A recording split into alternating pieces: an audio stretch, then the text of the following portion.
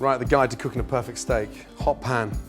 The secret here is to make sure that we literally sear the steak and not boil it. Season it first. Beautifully done. Get some nice large grains of pepper, so you got a nice bit of heat. Mop up all that seasoning and sort of push in.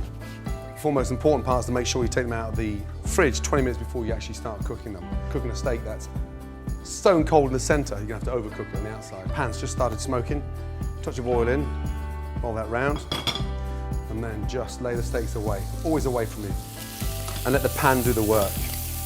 That's the kind of noise you want to hear in the pan every time. That nice sear. Again, pair of tongs, turn it over very carefully.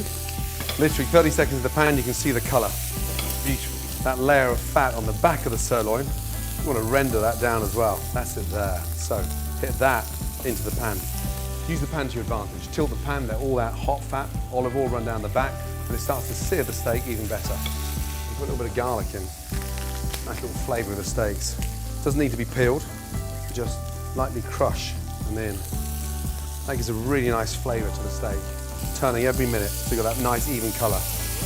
And if you're turning your steaks every minute, it starts to cook evenly. A little bit of thyme, it's really nice to get that nice fragrant sort of thyme. A touch more.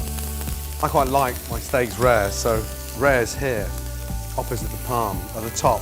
Medium is there, and well done is at the top of your wrist. And now, I'm going to start off with my butter.